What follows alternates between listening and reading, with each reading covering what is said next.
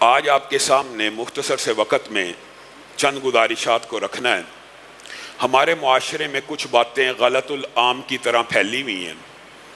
ان میں سے ایک بات یہ بھی ہے کہ آپ نے نوٹ کیا ہوگا، عورتیں بازاروں میں جا رہی ہیں، عورتیں پارلیمنٹ کا حصہ ہیں، عورتیں سیاست کا حصہ ہیں، عورتیں ہر کام کر رہی ہیں، لیکن عورتوں کا مسجد میں آنا معیوب ہے۔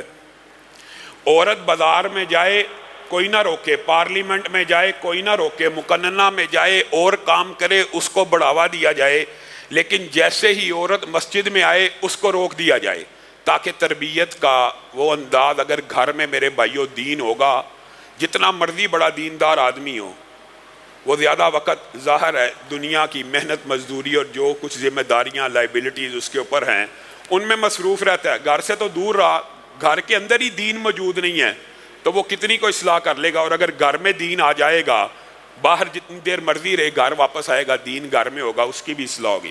تو عورتوں کی تربیت کے لیے بہترین جگہ مساجد ہیں، اور اللہ کی بندیوں کو یہ حدیث صحیح ہے کہ مسجدوں میں آنے سے نہ روکا جائے، لیکن مسجد میں آنے کے بھی کچھ آداب ہیں۔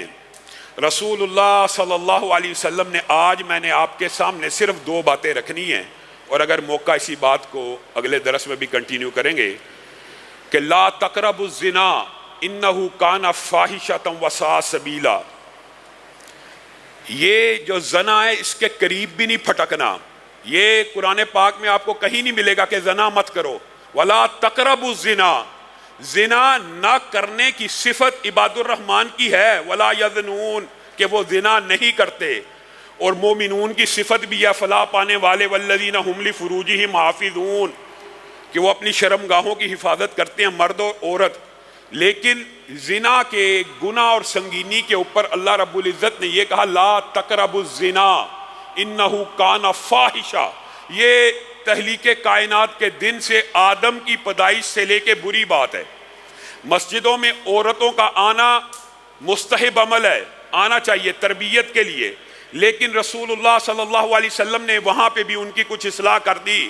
ایک عورت بن ٹھن کے فخر و افتخار کے ساتھ خوشبو کو لگا کے میک اپ کر کے مسجد میں آئی تو رسول اللہ صلی اللہ علیہ وسلم نے اس کو روک دیا، اور بعض احادیث کے اندر یہ بھی آتا ہے کہ رسول اللہ صلی اللہ علیہ وسلم نے یہاں تک کہہ دیا جو عورت خوشبو لگا کے آئے وہ ہمارے ساتھ عشاء کی نماز کو ادا نہ کرے۔ میرے بھائیوں، یہ جو نکاح کے، یہ جو زنا کے مقدمات ہیں، دباچے ہیں، ان میں نظر، اختلاط، مخلوط محافل، نظر کا بے دریغ استعمال، اور زنا کے جو مقدمات اور دباچے ہیں ان میں خوشبو کا خاص طور پہ ذکر یہ کیوں رسول اللہ صلی اللہ علیہ وسلم نے کیا ہے؟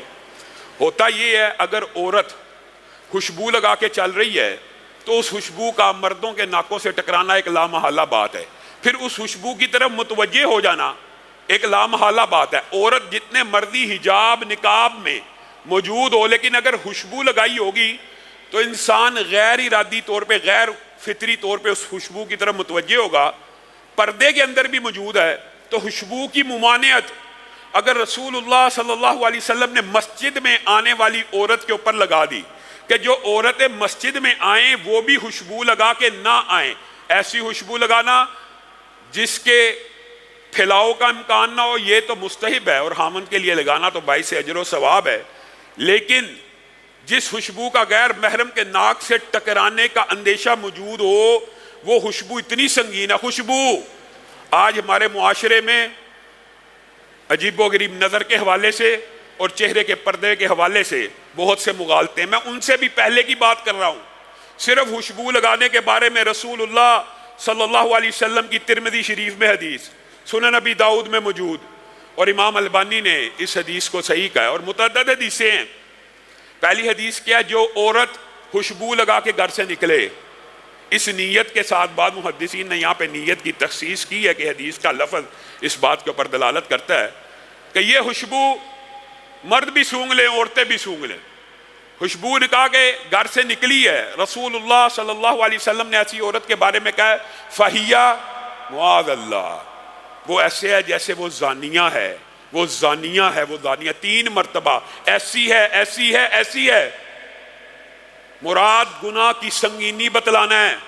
مراد یہ نہیں ہے کہ اس نے زنا کر لیا ہے یا اس کے اوپر حد لگائی جائے گی. مراد یہ ہے کہ وہ زنا کی دعوت، وہ زنا کے مقدمات اور زنا کے دباچوں کی طرف لوگوں کو خود بخود ابھار رہی ہے. اس زانیہ سے مراد تنبیہ ہے، خطرے کی بات ہے. یہ جو بازار کے اندر عورت جائے، بازار کے اندر خوشبو لگا کے یا مارکیٹوں میں خوشبو لگا کے پھر رہی ہے، یہ حدیث اس کے بارے میں ہے. اور جو مسجد میں خوشبو لگا کے آئے، مسجد کے اندر بھی رسول اللہ صلی اللہ علیہ وسلم نے خوشبو لگانے سے منع کیا. دنیا کی سب سے پاکیزہ، مطہر، معطر جگہ جہاں پہ فرشتوں کا، رحمتوں کا، سکینتوں کا نزول ہوتا ہے، ان مساجد میں آپ نے پہلے معاشرے کا بیڑا غرق کیا، عورتوں کو مسجدوں سے دور کر دیا. لیکن ان مساجدوں میں بھی نبی کریم نے خوشبو لگا کے آنے سے منع کیا ہے. تو کیا بازاروں، سینما گھروں میں، یہ چوکوں اور چراہوں کے اوپر، یہ سڑکوں کے اوپر، یہ مالز کے اندر، یہ شاپنگ مالز کے اندر اجازت ہو سکتی ہے؟ دنیا کے پاکیزہ ترین محلات اللہ کے گھر ہیں، اگر یہاں پہ بھی خوشبو لگانے کی اجازت نہیں ہے تو بازاروں میں کیسے ہو سکتی ہے؟ اعتدال کا مظاہرہ کرنا ہے. ایک طرف ایسی سختی، مسجدوں میں آنا ہی نہیں. اب عورتیں ساری بازاروں میں ہی پھرتی رہتی ہے، پورا رمضان بھی عید کی شاپنگ ہی ہو رہی ہے. مسجدوں سے دور کر دو، جنازے نکال دیے اپنے گھر سے دین کے. اور دوسری بات، اگر آ بھی رہی ہیں، اگر بازاروں میں جا رہی ہیں، وہاں پہ خوشبوئیں لگا رہی ہیں، یہ وہ حدیث کے الفاظ ہیں جو مسجد میں آئے. بعض نے اس کی سند کے اوپر اعتراض کیا ہے، لیکن مفہوماً دیگر شواہد اس حدیث کا جو ترمذی کی ہے وہ بھی اس کی تائید کرتی ہے. رسول اللہ صلی اللہ علیہ وسلم تنبیہ تو کر رہے ہیں، خوشبو لگانے والی کے اوپر زنا کی حد نہیں ہے، لیکن سمجھانا مقصود تو ہے نا کہ یہ اتنا سنگین جرم ہے. جیسے رسول اللہ صلی اللہ علیہ وسلم نے سمجھانے کے لیے کہا تھا نگاہیں زنا کرتی ہیں، کہا تھا نا یہ دیکھنا غیر محرم کو، معاذ اللہ سے مراد حد تو نہیں ہے نا، لیکن سنگینی سمجھانا تو مقصود ہے نا. عورت مسجد کے اندر آ رہی ہے اور خوشبو لگا کے آ رہی ہے، جائے اپنے گھر میں. رسول اللہ صلی اللہ علیہ وسلم نے کہا جا کے غسل جنابت کرے. مسجد میں آنے والی خوشبو لگا کے اس کو حکم ہے غسل جنابت کرے. وجہ اور علتیں بھی محدثین نے کوئی کسر چھوڑی. ہاں تو نے خوشبو لگائی اور لوگ تیری طرف متوجہ ہوئے، ان کی آنکھوں نے پھر جو کام کرنا تھا وہ کر لیا، اب جا کے غسل جنابت کر. انسان کو ڈرنا چاہیے. یہ زنا کے مقدمات ہیں، دباچے ہیں. پوری باپ پرد عورت برقعے کے اندر بھی موجود ہوگی، اگر اس نے ایسی خوشبو لگائی ہوگی جو غیر محرم کے ناک سے ٹکرائے گی، اس کی اسلام میں اجازت موجود نہیں ہے. اگر خوشبو کی اجازت موجود نہیں ہے تو ہمارے معاشرے کے جو اسکالرز آف ڈالرز ہیں ان کا عجیب و غریب. ایک ہے حدیث کی تشریح کے اندر، طویل کے اندر آپس میں علماء کا اختلاف رائے ہونا، یہ ایک الگ موضوع ہے. لیکن ایک موضوع یہ ہے کہ حدیث کا کلی انکار کر دینا، حدیث کی تشریح میں اختلاف ہونا، اس میں بہت بڑی قباحت کی بات نہیں ہوتی میرے بھائیوں، الا یہ کہ عقیدے کے اندر ہی کوئی حکم پیدا ہو جائے. لیکن یہ جو اسکالرز آف ڈالرز ہیں، انہوں نے چہرے کے پردے کا انکار ان محدثین بعض جو شاذ موقف موجود ہے ان کے طرز پہ نہیں کیا. انہوں نے حدیثوں کا اور قرآن پاک کا جو حدیث کا منکر ہوتا ہے، کئی مرتبہ آپ کے سامنے رکھتا ہوں، وہ قرآن کا بھی منکر ہوتا ہے، حدیثوں کا انکار کیا. اور ایسا انکار کیا کہ غامدی صاحب نے کہا جو جس معاشرے میں لباس ہے وہی کافی ہے. قرآن کی آیتیں بھول گئے، قرآن کے واضح احکامات بھول گئے. کم از کم اس موقف پہ تو قائم رہتے کہ دوپٹہ ہو، حجاب ہو، جلباب ہو. اس موقف سے بھی آگے نکل گئے. دین اسلام کا موسیقی بھی جائز ہے، کتا بھی بلی جیسا ہے، عورت بھی جس طرح مرضی پھرے، عورت مرد مسافہ کر لیں. یہ اسکالرز آف ڈالرز نے دین کے اندر کیسی کیسی نقب زنی کی ہے. وَقَرْنَ فِي بُيُوتِكُنَّ، جب ہم یہ آیتیں پڑھتے ہیں وَقَرْنَ فِي بُيُوتِكُنَّ، آگے سے کیا کہتے ہیں غامدی صاحب؟ یہ تو رسول اللہ صلی اللہ علیہ وسلم کی بیویوں کے بارے میں خاص ہے. یہ احکامات رسول اللہ صلی اللہ علیہ وسلم کی ازواج کے لحاظ سے عقل کے اوپر کیسا پردہ ہے؟ وہ ازواج جو ہماری مائیں ہیں، رسول اللہ کے دنیا سے چلے جانے کے بعد ان سے شادی ہو سکتی ہے؟ بتائیے، شادی ہو سکتی ہے؟ نہیں ہو سکتی. ان کا حجاب اور ان کا پردہ کم ہونا چاہیے کہ زیادہ ہونا چاہیے؟ جو ہماری مائیں ہیں ان کا پردہ کم ہونا چاہیے کہ زیادہ ہونا چاہیے؟ میرے بھائیوں کم ہونا چاہیے. مائیں ان سے نکاح نہیں ہو سکتا ہے، جس سے نکاح نہ ہو سکے اس کے ساتھ پردے کی احتیاج کچھ کم ہوتی ہے. غامدی صاحب نے دین بھی الٹا ہی سمجھایا ہے. یا ایھا النبی قل لازواجک و بناتک، اٹھائیے قرآن پاک دنیا کے کسی اسکالر سے ترجمہ کروا لیجئے، کسی بھی اسکالر سے. وَقَرْنَ فِي بُيُوتِكُنَّ کے بارے میں لوگوں کو گمراہ کرتے ہیں اور وسوسے ڈالتے ہیں. یہ صرف رسول اللہ کی ازواج کا پروٹوکول تھا کہ گھروں میں قرار پکڑیں اور جاہلیت سا بناؤ سنگار نہ کریں. یہ رسول اللہ کی بیویوں کے لیے تھا، مومن عورتوں کے لیے نہیں تھا، معاذ اللہ.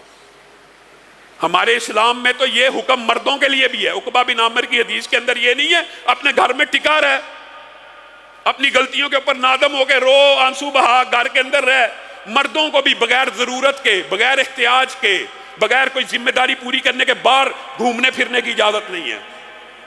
جس مذہب میں مردوں کو اجازت نہیں عورتوں کو ہے. بولا یضربن بارجلہن کی جو آیتیں ہیں کہ عورت کو پاؤں آہستگی کے ساتھ رکھنے کی تلقین ہے، اس مذہب کا، اس دین کا، اس قانون فطرت کا.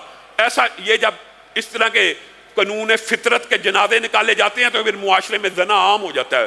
برائیاں اور شہوات اور یہ جو آج آپ کو سارے کا سارا سسٹم سوشل میڈیا پہ نظر بازی کا، بے حیائی کا نظر آ رہا ہے، یہ انہی اسکالرز کے چور رستوں. ایک تو ہے کھلے بے حیا جن کے نزدیک حرج ہی نہیں، اور ایک وہ ہیں جن کے نزدیک یہ گناہ ہے، اور ایک وہ ہیں جو انہیں حلال سمجھ کے کرتے ہیں. تینوں کیٹیگریز فرق ہیں. اللہ کی قسم جو گناہ میں مبتلا ہو جائے لیکن اگر اس کو گناہ سمجھتا ہے انشاءاللہ اس کو کبھی اس سے توبہ کی توفیق مل جاتی ہے. جو گناہ کو حلال سمجھے، جس بندے کے نزدیک جی عورت کا چہرہ ننگا جائز ہے، اس نے توبہ کیسے کرنی ہے؟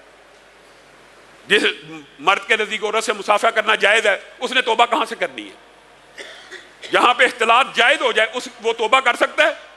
جس کے نزدیک پردہ چہرے کا ہے ہی نہیں، اس نے توبہ کہاں سے کرنی ہے؟ قُل لِأَزْوَاجِكَ وَبَنَاتِكَ، اٹھائیے قرآن ترجمہ پڑھ لیجئے. قُل لِأَزْوَاجِكَ ٹھیک ہے جی بیویوں کے بارے میں، وَبَنَاتِكَ ٹھیک ہے جی بیٹیوں کے بارے میں. اور بات آئی ہے ضمنی طور پہ تو سمجھ لیجئے. بنات جمع بنت کی، تثنیہ نہیں ہے، کیا ہے؟ جمع. عربی میں جمع کم از کم کس کے لیے استعمال ہوتی ہے؟ تین کے لیے. یہاں سے جو لوگوں نے آج کل فلسفہ گڑھا ہوا کہ رسول اللہ کی ایک ہی بیٹی تھی، یعنی حضرت عثمان کو بھی شرف دمادیت سے محروم کرنے کے لیے انہوں نے کہا چلو یہ تو بڑا مسئلہ بن گیا، ابو العاص بھی بنو امیہ سے، عثمان بھی بنو امیہ سے، رسول اللہ کی تین بیٹیاں بنو امیہ میں، ایک بنو ہاشم میں. انہوں نے ان کا آپس میں لڑائی ڈالی ہوئی ہے. انہوں نے کہا اب کیا ہو سکتا ہے؟ انہوں نے کہا بیٹیوں کا انکار کر دو. ایک ہی بیٹی تھی. کلی ازواجی کا وا بناتی کا، اللہ کہہ رہا ہے اپنی بیویوں کو اور اپنی بیٹیوں کو. یہاں تک تو غامدی صاحب کی بات کو مانا جا سکتا ہے، لیکن جو آیت کا اگلا ترجمہ ہے، سارے منکرین حدیث جمع ہو جائیں، اس آیت کا ترجمہ کسی سے بھی کرارے وَنِسَاءِ الْمُؤْمِنِينَ، یہ اس سے مراد کیا؟ رسول اللہ کی بیوی ہیں؟ اس سے مراد ہر مومن عورت ہے، ہر مومن عورت ہے، ہر مومن عورت ہے، ہر مسلمان عورت ہے. کُلِّ أَزْوَاجِكَ وَبَنَاتِكَ وَنِسَاءِ الْمُؤْمِنِينَ يُدْنِينَ عَلَيْهِنَّ مِنْ جَلَابِيبِهِنَّ. اب بتائیے غامدی صاحب، آپ تو کہتے ہیں جو معاشرے میں رائج ہے وہی پردہ ہے. اللہ تو نساء المؤمنین کو کہہ رہا ہے یدنین علیہن من جلابیبہن. مومن عورت، اس کا پروٹوکول، اس کا لباس اس کی مرضی کا نہیں ہو سکتا. اس کا پروٹوکول، اس کا لباس اللہ رب العزت نے آسمان کی بلندیوں سے نازل کیا ہے. وہ جب بھی نکلے گی ایک وقار، ایک عزت احترام، ایک لباس کے ایسے پروٹوکول کے ساتھ نکلے گی کہ سر سے لے کے پاؤں تک اس کے جسم کا کوئی عضو ظاہر نہیں ہو رہا ہوگا. یدنین علیہن من جلابیبہن. اور جلباب کا بتائیے غامدی صاحب، جلباب کا تخفیف شدہ ترجمہ، خفیف ترجمہ بھی کر لیں تو جلباب کا ترجمہ چادر سے کم دنیا کا کوئی ترجمہ کرنے والا نہیں کر سکتا. اور امام محمد ابن سیرین اللہ کی قسم لوگوں کو جلباب کی ٹرانسلیشن کر کر کے دکھایا کرتے تھے. جلباب کس کو کہتے ہیں؟ پورے کے پورے چادر کو اوڑھتے تھے اور ایک آنکھ کا ایسے گھونگھٹ نکال کے اوڑھنی کے اندر سے دوسری آنکھ بھی نظر نہ آئے، ایک آنکھ صرف ننگی رکھ کے وہ کہتے تھے یہ جلباب جو اللہ نے آسمان سے مومن عورت کا اتنا عظیم الشان پروٹوکول نازل کیا ہے، یہ ایک آنکھ کو ننگا کرنے والا کپڑا اور سر سے لے کے پاؤں کے ناخن تک اس ایک آنکھ کے علاوہ کوئی چیز نظر نہیں آنی چاہیے۔ لوگ پوچھتے تھے دوسری آنکھ بھی؟ کہا ہاں دوسری آنکھ بھی نہیں آنی چاہیے، اس لیے کہ دو آنکھیں جب آپس میں مل جاتی ہیں تو بڑی متوازن نظر آتی ہیں، بڑی خوبرو نظر آتی ہیں، بڑی خوبصورت نظر آتی ہیں، اور انسان ان کی کشش میں بھی مبتلا ہو سکتا ہے۔ جلباب کا کم از کم ترجمہ کیا کیا جا سکتا ہے؟ کیا یہ ترجمہ کیا جائے گا کہ جو معاشرے میں رائج ہے وہی جلباب ہے، وہی جلباب ہے؟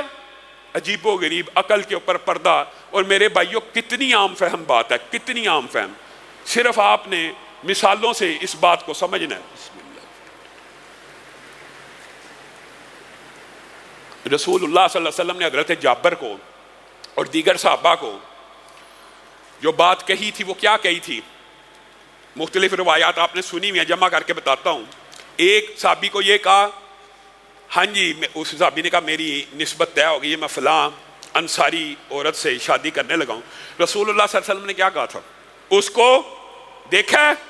کہا دیکھا نہیں ہے۔ کہا اس کو دیکھ لے۔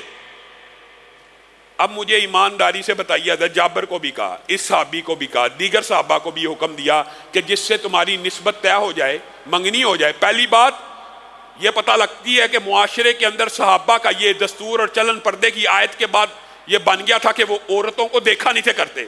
تو رسول اللہ صلی اللہ علیہ وسلم نے کہا جن سے شادی کرنا چاہتے ہو، جن سے منگنی ہو گئی ہے، اس کو دیکھا ہے؟ نہیں دیکھا، ان کو دیکھ لیا کرو، کیونکہ انصاری عورتوں میں بعض کی آنکھوں میں ایک پرابلم ہے۔ یہ بھی حدیث کے الفاظ ہیں، اپنی طرف سے نہیں کہہ رہا۔ اب مجھے بتائیں ایمانداری سے، منگیتر کو دیکھنے کی جو اللہ نے اور رسول اللہ نے اجازت دی ہے، کیا وہ دیکھنا چہرے کا ہے کہ اس کو برہنہ دیکھنے کی اجازت ہے؟ اگر چہرہ پہلے ہی ننگا ہے اور اگر چہرے کا پردہ ہی نہیں ہے، اگر چہرے کا پردہ ہی نہیں تو اجازت کس چیز کی دی جا رہی ہے؟ عام فہم بات ہے، بڑی جھٹکی بات ہے۔ چہرے کا پردہ ہی نہیں تو پھر کس چیز کی رسول اللہ اجازت دے رہے ہیں؟ اور معاذ اللہ، اب تم یہ جسارت کرو گے کہ رسول اللہ صلی اللہ علیہ وسلم معاذ اللہ ثم معاذ اللہ منگیتر کو جو دیکھنے کی اجازت دے رہے ہیں، برہنہ دیکھنے کی اجازت دے رہے ہیں۔ فَلَيْسَ عَلَيْهِنَّ جُنَاحٌ کی جو آیت ہے، جو عورتیں بوڑھی ہو جائیں، بوڑھی کتنی بوڑھی کہ ان کے ایام آنا بند ہو جائیں اور ان کے اندر نگاہ کی رغبت باقی نہ رہے، ان کے اوپر کوئی گناہ نہیں ہے کہ ان یضعنا ثیابہن، ان کو اجازت ہے کہ وہ اپنے کپڑے اتار لیں۔ گامدی صاحب، کیا ان عورتوں کو جو 60 یا 70 برس کی ہو جائیں، اللہ قرآن پاک میں جو کپڑے اتارنے کی اجازت دے رہا ہے وہ جسم سے دے رہا ہے کہ چہرے کی دے رہا ہے؟ کتنی عام فہم بات ہے۔ وہ چہرے کی اجازت مل رہی ہے۔ غیر متبرجات بزینہ کے اندر یہ لفظ بتا رہا ہے کہ چہرے سے بھی جب کپڑے کو اتارنا ہے تو اس طرح اتارنا کہ چہرے کے اوپر کوئی میک اپ موجود نہ ہو۔ غیر متبرجات اور بزینہ اس بات کی دلالت کرتا ہے کہ ناک میں کوئی چیز نہ ڈلی ہو، چہرے کے اوپر میک اپ نہ ہو، آنکھ میں سرما نہ ہو۔ معاذ اللہ، اللہ رب العزت یہاں پہ جسم کے کپڑوں کو اتارنے کی اور جسم کے میک اپ کی بات کر رہا ہے اللہ تعالیٰ، اور ان کو پھر بھی یہ کہہ رہا ہے، 60-70 سال کی عورتوں کو کہہ رہا ہے، اور اگر تم جاری رکھو گی تمہارے لیے بہتر ہے۔ آپ بتائیے یہ معاشرے کے اندر یہ زنا کا دباچہ، میرے بھائیوں زنا کا دباچہ، زنا کے مقدمات میں ابتدائی چیزوں میں خدا کی قسم بے پردگی، چہرے کی بے پردگی سب سے بڑی وجہ ہے، اور اسی کو حلال کر دیا گیا، اسی کو حلال کر دیا گیا۔ اور دوسرا دباچہ اس کا نظر بھی ہے، یہ موضوع بڑا تفصیل طلب ہے۔ ہماری مائیں بہنیں بیٹیاں آئی ہیں، چاہتا ہوں کہ کچھ اللہ تعالیٰ کہنے والے کے گھر والوں کی بھی اور سننے والوں کے گھر والوں کی بھی کچھ اصلاح ہو جائے، اور اللہ تعالیٰ ہمیں توفیق دے کہ ہم ان باتوں کو اپنے دلوں کے اندر اتار لیں اور اس کے مطابق عمل کرنے کی بھی اللہ تعالی ہمیں توفیق دے۔ دوسری بات ہے نظر کی، اور ایک ایمانداری سے بتلائیے کہ چہرہ ہی تو مرکز نگاہ ہوتا ہے، چہرہ ہی تو حسن کا مرکز ہوتا ہے، اور چہرے کے اوپر ہی نظر ٹکتی ہے۔ جس طرح چہرہ ننگا رکھنا دباچہ ہے زنا کا، اسی طرح نظر کا چہرے پہ ٹک جانا دباچہ ہے زنا کا۔ وَلَا تَقْرَبُوا الزِّنَا، اللہ نے یہ نہیں کہا ڈائریکٹ کہ زنا مت کرو، زنا کے ان مقدمات سے بچو، زنا کے ان دباچوں سے بچو، زنا کے ان دباچوں سے بچو۔ جیسے وہ حدیث آپ کے سامنے مشہور ہے کہ شیطان انسان کو کہتا ہے تنہائی میں چل ذرا گانا گا، موسیقی لگا، یہ بھی دباچے ہیں، یہ دباچے ہیں، یہ مقدمات ہیں۔ لیکن سنگین مقدمات میں ایک چہرے کا پردہ نہ ہونا، اور چہرے کے پردے کے حوالے سے بات آئی ہے تو ایک دو باتیں اور کہہ کے اپنی بات کو آگے بڑھاؤں گا کہ حضرت عائشہ خود بیان کرتی ہیں، اور حضرت اسماء بنت ابی بکر سے بھی یہ بات موجود ہے کہ ہم رسول اللہ کے ساتھ تھے، بات کی بات نہیں ساتھ تھے، حالت حرام میں تھے، جب مرد آتے تھے تو ہم اپنے چہرے کو ڈھانپ لیا کرتے تھے، اور رسول اللہ صلی اللہ علیہ وسلم نے عورتوں کو حالت حرام میں ہاتھ پہ دستانے اور چہرے پہ نقاب سے منع کیا۔ اس سے یہ بات ثابت ہوتی ہے کہ معاشرے میں پردے کی آیات اتر جانے کے بعد ساری کی ساری عورتیں چہرے کا نقاب بھی کرتی تھی اور ہاتھوں پہ دستانے بھی چڑھاتی تھی۔ اب یہاں سے بعض لوگ استدلال کرتے ہیں جی احرام کی حالت میں نقاب کی اجازت نہیں۔ احرام کی حالت میں نقاب نہ کرنے کا حکم بذات خود اس بات کی دلالت کرتا ہے کہ اس کے علاوہ تو ساری عورتیں نقاب ہی کرتی ہیں، اور پھر یہ جو حکم ہے اس کا امپلیمنٹیشن حضرت عائشہ نے کر کے دکھا دی کہ جب مرد کچھ دور چلے جاتے تھے ہم نقابوں کو اٹھا لیتی تھی، اور جب قریب آ جاتے تھے ہم نقابوں کو گرا دیتی تھی۔ رسول اللہ صلی اللہ علیہ وسلم ہمارے ساتھ تھے، اور رسول اللہ صلی اللہ علیہ وسلم کے سامنے کوئی عمل ہو جائے وہ بھی حدیث تقریری ہو جاتا ہے۔ گویا یہ بھی مقدمہ جو انہوں نے گڑھا کہ چہرے کے اندر کچھ نہ کچھ گنجائش موجود ہے، میرے بھائیوں یہ چہرے کو دیکھنا، یہ نظر کا فتنہ اتنا شدید ہے کہ اللہ رب العزت نے کلام حمید میں مومن، جہاں پہ بھی مومن کا ذکر آتا نا یا ایھا الذین آمنوا، تو اس سے مراد مومن مرد بھی ہوتے ہیں اور مومن عورتیں بھی ہوتی ہیں، لیکن اللہ رب العزت کو یہ بات سمجھانا مطلوب اور مقصود ہے قُل لِّلْمُؤْمِنِينَ يَغُضُّوا مِنْ أَبْصَارِهِمْ وَيَحْفَظُوا فُرُوجَهُمْ، مومن مردوں کو الگ اللہ رب العزت نے مخاطب ہو کے کہا ہے قُل لِّلْمُؤْمِنِينَ يَغُضُّوا مِنْ أَبْصَارِهِمْ، مومن مردوں کو کہہ دیجئے اللہ کے رسول آپ پیارے محمد صلی اللہ علیہ وسلم کہہ دیجئے کہ اپنی نظروں کو جھکا کے رکھے۔ ہوگا کیا؟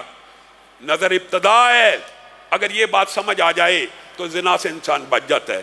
نظر ہی انسان کے زنا کے مقدمات کی طرف لے کے جاتی ہے، اور پھر پہلے کیا کہا قُل لِّلْمُؤْمِنِينَ يَغُضُّوا مِنْ أَبْصَارِهِمْ، کہنا کیا چاہیے تھا؟ پہلے اللہ کو کیا کہنا چاہیے تھا کہ اپنی شرمگاہوں کی حفاظت کرو۔ اصولی طور پہ شرمگاہ کا گناہ زیادہ سنگین ہے نا، تو ابتدا سنگین سے ہونی چاہیے تھی نا۔ جہاں پہ بھی آپ نے قرآن پاک میں اسلوب دیکھا سنگین سے ابتدا ہوتی ہے، شرک سے ابتدا ہوتی ہے، پھر باقی گناہوں کا ذکر ہوتا ہے۔ یہاں پہ ابتدا نظر سے ہو رہی ہے، جو بذات خود اس بات کی دلالت ہے کہ یہ نظر ہی انسان کو زنا کی طرف لے کے جاتی ہے، اور شرمگاہ کی حفاظت بعد میں آ رہی ہے۔ گویا نظر اگر پاک صاف نظر انسان کی ٹھیک ہو گئی، زنا کا مقدمہ ہی نہیں آنا، زنا کی نوبت ہی نہیں انشاءاللہ آنی۔ ہوتا کیا ہے نظر بازی سے انسان اس طرح اس گناہ کا شکار ہو جاتا ہے کہ آپ حیران رہ جائیں گے۔ ایک واقعہ آپ کے سامنے یہ رکھوں گا، لیکن اللہ رب العزت نے، اچھا یہ بھی معاشرے میں بڑا غلط العام ہے کہ مردوں کی تو جی نظریں نیچی ہونی چاہیے، عورتیں بھی آج کل کی جو لبرل اور فیمنسٹ جی پردہ کس کا جی نظر کا، مومن نظر نیچی رکھے، یہ بات درست ہے۔ دنیا کی ساری عورتیں برہنہ ہو جائیں، مومن مرد کے اوپر یہ لازم ہے کہ وہ اپنی آنکھوں کو نیچا رکھے، یہ بات درست ہے۔ لیکن جو دوسری بات ہے وہ ابلاغ نہیں ہوتا، وہ ابلاغ نہیں ہوتا۔ دنیا کے سارے مرد بھی اندھے ہو جائیں، سارے مرد اندھے ہو جائیں، عورت کے لیے پھر بھی یہی پروٹوکول ہے، وہ حجاب اور حیا کے ساتھ نکلے گی، یہ ابلاغ نہیں ہوتا۔ یہ ابلاغ تو بہت ہے کہ بندہ نظر نیچی رکھے، ٹھیک ہے مانتے ہیں ساری عورتیں برہنہ ہو جائیں، مومن مرد نے نظر کو نیچا رکھنا، یہ اللہ کا حکم ہے، لیکن وہ جو آیت کا دوسرا ٹکڑا اور حدیث کا جو دوسرا واقعہ وہ نہیں بیان کیا جاتا ہے۔ قُل لِّلْمُؤْمِنَاتِ يَغْضُضْنَ مِنْ أَبْصَارِهِنَّ یہ نظر نیچی رکھنا صرف مردوں کے لیے نہیں ہے، اللہ تعالیٰ نے یہ اشکال قرآن پاک میں دور کر دیا کہ مومن عورتوں کے لیے بھی نظر کی حفاظت ہے۔ امی عائشہ کے پاس رسول اللہ کی موجودگی میں ایک نبینہ صحابی آ گیا، آپ نے سب نے واقعہ سنا ہوا ہے۔ رسول اللہ صلی اللہ علیہ وسلم نے امی عائشہ کو پیچھے کر دیا، کہا یہ تو نبینہ ہے، یہ تو مجھے دیکھ نہیں سکتا، آپ مجھے پردے میں دھکیل رہے ہیں، پردے میں جانے کا کہہ رہے ہیں۔ کہا وہ نبینہ ہے، آپ نبینی نہیں ہیں، یہ امت کی مائیں ہیں۔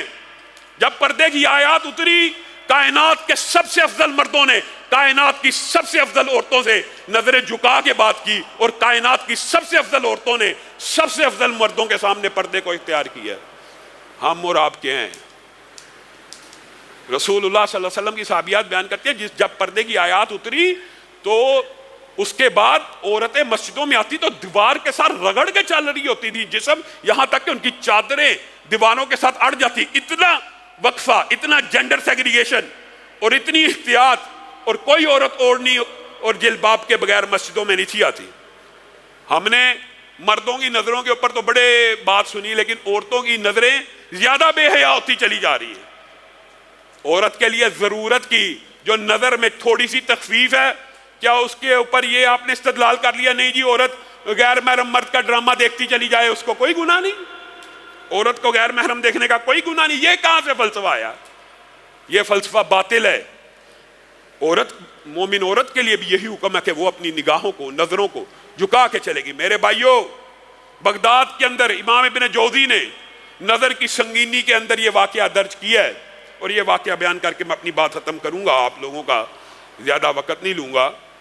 صالح المؤذن، دو مختلف روایات کے اندر یہ واقعہ موجود ہے، اور ابن جوزی نے جس حوالے سے اس کو بیان کیا میں وہ آپ کے سامنے رکھتا ہوں۔ یہ ایک نوجوان تھا جس نے 40 برس، دوسری روایت میں 18 برس کے الفاظ ہیں، 40 برس مسجد میں اذان دی۔ 40 برس بغداد کا نوجوان، 40 برس کوئی اذان مس نہیں کی، ہر نماز کی اذان یہی دیا کرتا تھا۔ ایک دن اذان دینے چھت پہ چڑھا، ساتھ ہمسائے میں پادری کی بیٹی رہتی تھی، خوبصورت تھی، سفید تھی، گوری تھی۔ نظر اس کے اوپر پڑ گئی، حدیث کا حکم پڑا ہوتا تو اس نظر کو کیا کرنا تھا؟ اب پڑ گئی ہے تو کیا کرنا تھا؟ جھک جانا تھا۔ اب پڑ گئی ہے تو جھک جاتی تو دل کے اندر ایمان اور حلاوت کے ایسے ایسے جذبات پیدا ہوتے، گناہ سے بچنے کی نیکیاں لکھی جاتی۔ نظر نے خیانت کی، اس لیے یہ حکم ہے۔ شرمگاہ کی حفاظت سے پہلے نظر کی حفاظت کا حکم اس لیے ہے قرآن پاک میں مرد اور عورت کے لیے۔ نظر نے جھکنا گوارا نہیں کیا، ٹک گئی۔ اب ایک بات اور یاد رکھیں، نظر انسان سمجھتا ہے کہ میں کسی کو دیکھ رہا ہوں، وہ میری نظر کا شکار ہو رہا ہے، یعنی سوچا یہ جاتا ہے کہ یہ تیر میں نے چلایا ہے۔ تیر نظر جو ہوتا ہے بظاہر انسان چلاتا ہے، اور بظاہر وہ سمجھ رہا ہوتا ہے شکار اگلا ہوگا جس کو میں دیکھ رہا ہوں، لیکن یہ ایک ایسا تیر ہے جو لگتا بھی انسان کو خود کو ہے، مد مخالف کو نہیں لگتا۔ انسان کو خود زخمی کرتا ہے، انسان کو خود بیمار کرتا ہے، انسان کے دل کو خود گائل کرتا ہے۔ چہرے کے اوپر نظر ٹک گئی، جم گئی، جب جم گئی تو شیطان نے بھی چہرہ مزین کر دیا، دل میں مرض ڈال دیا، دن میں بیماری آ گئی۔ دوڑتا ہوا پادری کے گھر گیا، کہا نیک ہوں، صالح ہوں، نمازی ہوں، شادی کرنا چاہتا ہوں، نکاح کرنا چاہتا ہوں۔ یہ ایک نظر کا فتنہ دیکھیے کتنا سنگین ہے۔ ایک نظر نے دل کو ایسا بیمار کیا، اس کی محبت اور عشق میں ایسا مبتلا ہوا۔